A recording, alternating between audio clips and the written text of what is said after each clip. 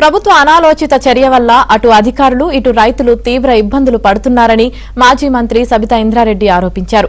CM Revanth Reddy తమకు న్యాయం చేస్తాడని రైతులు భావించారని, కానీ అక్రమ కేసులు పెట్టి జైల్లో పెట్టించడం దారుణమన్నారు. దాడి ఘటనతో ఎలాంటి సంబంధం లేని బీఆర్ఎస్ నాయకులను అరెస్టు చేశారని మండిపడ్డారు. భరోసా కల్పించాల్సింది పోయి భూసేకరణను డైవర్ట్ చేస్తూ రాజకీయం చేస్తున్నారని ఆమె మండిపడ్డారు.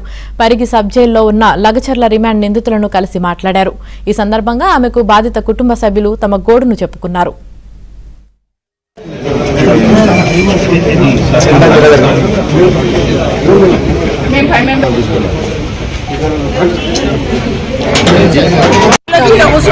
మాట్లాడతాం ఫస్ట్ వాళ్ళని మాట్లాడతాం వాళ్ళని కలవడానికనే వచ్చినాం మేము.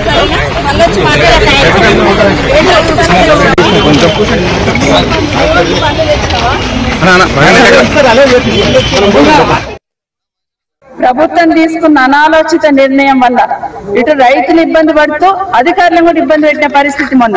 అది ఎవరు కూడా ఒప్పుకోము. కానీ రైతులకు ఎవరికి చెప్పుకోవాలో అర్థం కాక ఎవరు వింటలేరే, పెడచెవిన పెడుతున్నారే, ఇంత అయినా కూడా అరణ్య రోదన అయిపోయింది మా వాదనని వాళ్ళు బాధపడుతూ మన జరిగిన సంఘటన బాధపడుతున్నా ఈ రోజు లోపల ఉన్న వాళ్ళు చెప్తున్న అంశం ఏంటంటే సంబంధం లేని వాళ్ళని, అంటే ఆ రోజు ఆ సంఘటనలో పాల్గొనకపోయినా కూడా కొంతమందిని తీసుకొచ్చి లోపల పెట్టారని. పాప ఒక ఐఐటీ చేసిన అబ్బాయి ఉన్నాడు, కాలేజ్ పోయి వచ్చి ఇంట్లో పడుకున్నాడట, ఆ అబ్బాయిని తీసుకొచ్చి వేసేసారు. విలేజ్ సెక్రటరీ రోల్ ఏముంటుందండి? విలేజ్ గ్రామాభివృద్ధిలో ఆయన భాగస్వామ్యం అయి ఉంటాడు. అయినా కూడా ఆ రోజు ఆయన గ్రామంలో లేకుండా పక్క గ్రామంలో డ్యూటీ, వీళ్ళు ప్రభుత్వం ఇచ్చిన సర్వేనే చేస్తూ ఉంటే అతన్ని కూడా తీసుకొచ్చి ఈరోజు పెట్టడం జరిగింది. దాదాపు 55 మందిని తీసుకొచ్చి 21 మందిని పంపించినామని పొద్దున పోలీస్ అధికారులు మీడియాలో చెప్తుంటే విన్నాను నేను. 21 మందిని పంపించినామని.